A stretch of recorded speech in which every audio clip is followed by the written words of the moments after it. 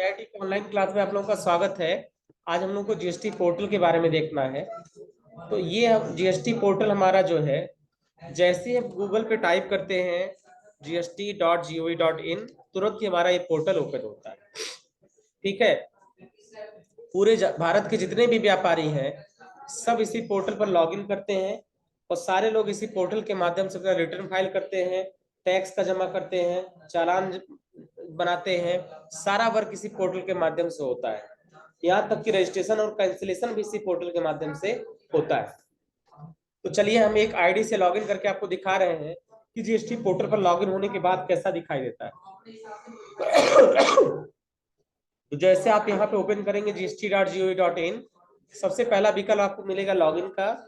यहाँ लॉगिन पर आपको क्लिक करना है और लॉगिन पर क्लिक करने के बाद सबसे पहले आपसे पूछा जाएगा यूजर नेम एंड पासवर्ड। तो यहाँ ट्रायल के लिए हम एक यूजर नेम भर रहे हैं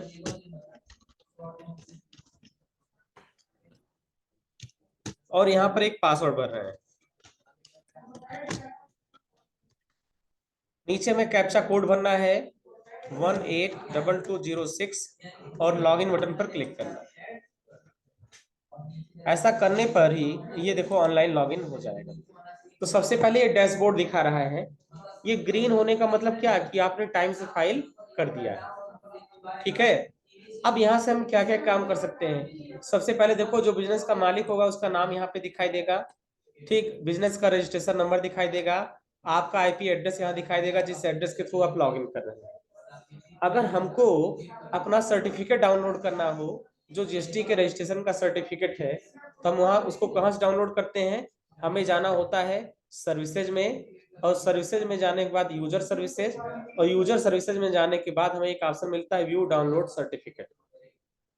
तो जैसे हम यहाँ पे क्लिक करते हैं, हमारा सर्टिफिकेट यहाँ पे दिखाने लगता है, रजिस्ट्रेशन सर्टिफिकेट, और इसको हम यहाँ से क्या कर सकते हैं, डाउनलोड कर सकते हैं। ठीक, ये सर्टिफिकेट हमारा डाउनलोड हो गया। ठीक, डाउनलोड होने के बाद हम देखिए डाउनलोडिंग हो रहा है। जैसे ही डाउनलोड हमारा कंप्लीट होगा, हम इसको ओपन करके देख सकते हैं। तो यहाँ जीएसटी का सर्टिफिकेट कुछ इस तरीके से मिलता है।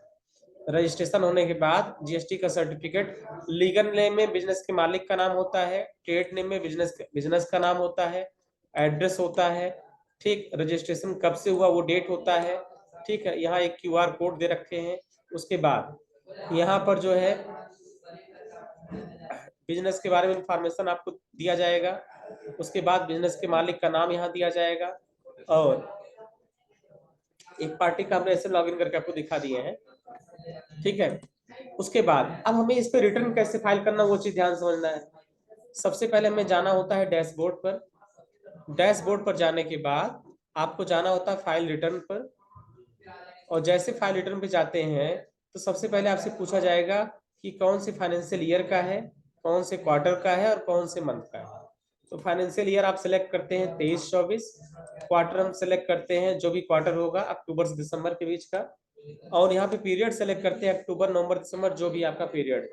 हमारे नवंबर का रिटर्न फाइल करना था, नवंबर सेलेक्ट करेंगे और सर्च बटन पे क्लिक करेंगे। ठीक है, अब आपके सामने सबसे पहले ऑप्शन आता है जीएसटीआर 2A। तो सबसे पहले आपको क्या करना होता है, जीएसटीआर 2A पे क्लिक करना होता है। 2A पे क्लिक करने के बाद यहाँ पर B2B इनवाइसेज में जाना होता है, और B2B इनवाइसेज में जाने के बाद यहाँ पर एक लिस्ट आ जाती है। ये लिस्ट कैसी है, इस नवंबर के महीने में हमने जिन जिन पार्टी से परचेज किया है उन पार्टी का रजिस्ट्रेशन नंबर और उन पार्टी का नाम यहाँ पर दिखाई दे रहा है। नवंबर के महीने में हमने जिन जिन सप्लायर से परचेज किया है उन सप्लायर का यहाँ पर रजिस्ट्रेशन नंबर और सप्लायर का नाम यहाँ पे दिखाई दे रहा है। अब इस सप्लायर से हमने कब परचेज किया है उसे देखने के लिए हमें यहाँ पे क्लिक करना होता है। क्लिक करने के बाद ये बताता है कि इस सप्लायर से 20 नवंबर के डेट में बिल नंबर ये दिखा रहा है, हमने जो है 9,289 रुपए का परचेज किया, जिसकी टैक्सेबल वैल्यू 7,872 रुपए है, और जिस पर आईजीएसटी लगा है 1,416 रुपए। बात समझ में आ रहा है ना। तो सबसे पहले हमें इसी चीज की मैचिंग करानी होती है। देखिए, जब हम परचेज करते हैं तो परचेज के बदले हमको क्या मिलता है, बिल, और उस बिल को टैली में हम एंट्री करते हैं, होता है ना।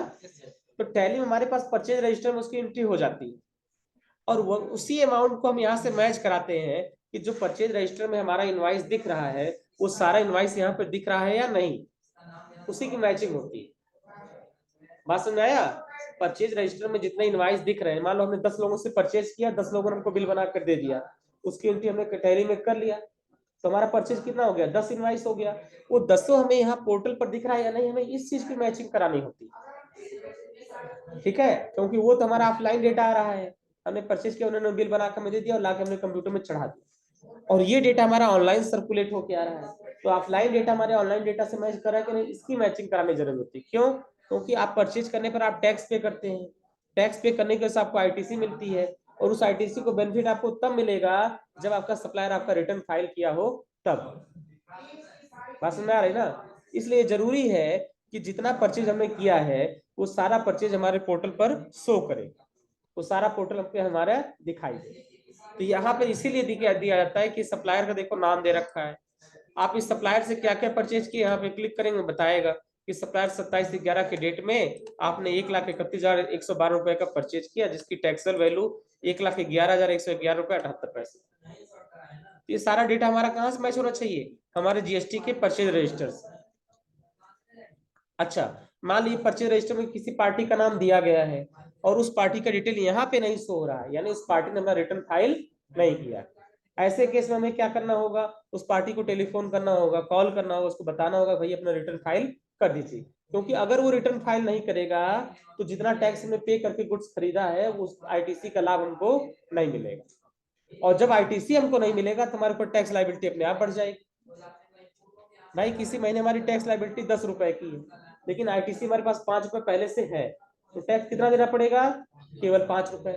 लेकिन अगर किसी कारणवश आईटीसी 0 हो जाए तो टैक्स हमें ज्यादा देना पड़ेगा, यानी अगर हमको आईटीसी नहीं मिलेगी नुकसान किसका होगा, हमारा होगा। इसलिए हमें उसको ट्रैक करना है कि आईटीसी जिस पार्टी से मिलने वाला था उसने रिटर्न फाइल किया या नहीं, अगर उसने नहीं फाइल किया तो हमें उससे बात करके रिटर्न फाइल करवाना पड़ेगा। बात समझ में आ रही ना? ठीक, तो इस तरह जितने भी सप्लायर हैं उन सारे सप्लायर का रजिस्ट्रेशन नंबर और सारे सप्लायर का नाम यहाँ पे दिखाई देगा, किस सप्लायर से हमने क्या खरीदा यहाँ पे क्लिक करने पर ही बता देगा कि सप्लायर से 2 नवंबर की डेट में इस बिल नंबर के जरिए हमें ये परचेज किया। तो जो हमने परचेज किया है वो ऑनलाइन हमें कहाँ दिखता है, जीएसटीआर 2A के भीतर, जीएसटीआर 2A के भीतर, और उस 2A के भीतर से हमें डेटा निकाल के अपने परचेज रजिस्टर से मैच कराना। तो पहला काम समझ में आ गया, इसी को बोलते हैं मैचिंग। ये मैचिंग बहुत जरूरी है, अगर आप यहाँ मैचिंग नहीं कराते हैं तो आपको आईटीसी का लॉस होता है। ठीक है, क्लियर हो रही बात? चलिए, इसके बाद अब हमें क्या करना होता है, हम बैक वापस आते हैं, वापस आने के बाद रिटर्न पे दोबारा आते हैं। सबसे पहले फाइनेंशियल ईयर, फिर हमें सेलेक्ट करना होता है क्वार्टर, फिर हमें सेलेक्ट करना होता है मंथ, ठीक, और मंथ सेलेक्ट करने के बाद हमें सर्च बटन पे क्लिक करना होता है। ठीक है, अब हमको रिटर्न फाइल करना है तो उसके स्टेप्स क्या है, सबसे पहले टैली से हमें जेसन फाइल बनाना होता है, जैसे हमने कल बता रहा था आपको, जेसन फाइल इसलिए नहीं बन पा रही थी कि अपने पास लाइसेंस वर्जन का सॉफ्टवेयर नहीं है, इस वजह से उसका क्या हो रहा है, उसका लाइसेंस फाइल नहीं बन रही है, जेसन फाइल नहीं बन रही है।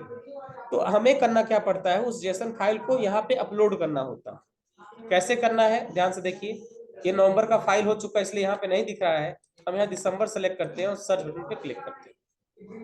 ठीक, और यहाँ पे पूछा क्या जाएगा, यहाँ पे पूछा जाएगा जीएसटीआर 1, और जीएसटीआर 1 में बैक करिए थोड़ा सा,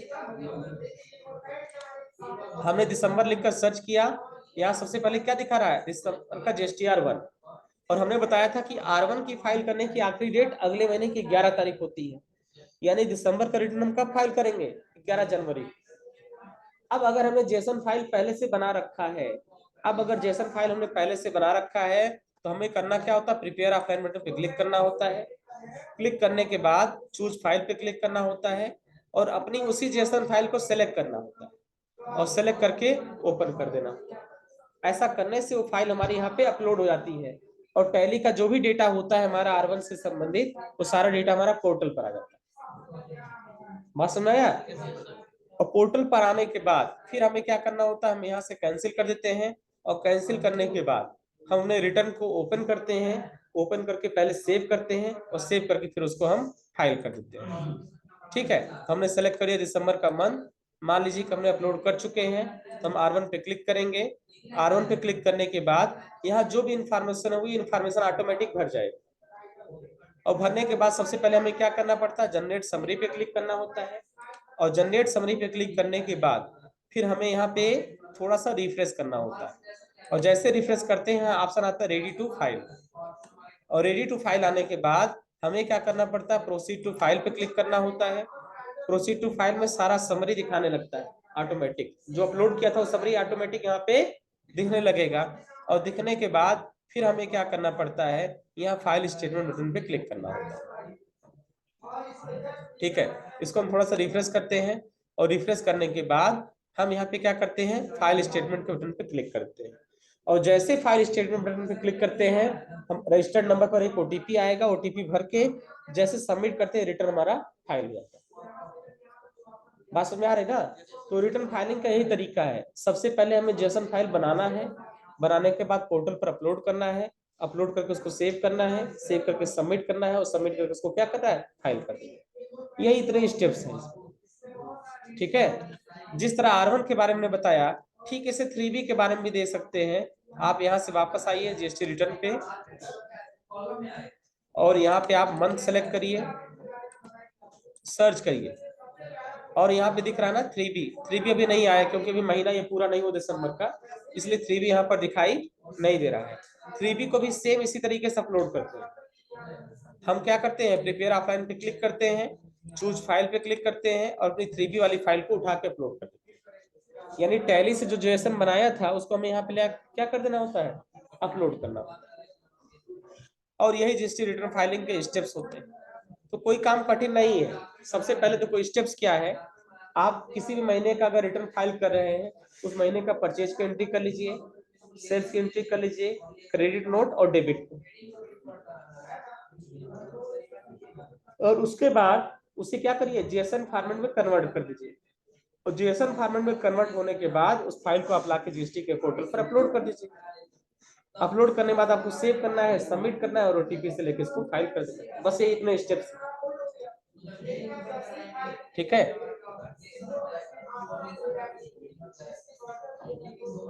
तो जीएसटी पोर्टल पर और इससे ज्यादा कुछ बताया नहीं जा सकता।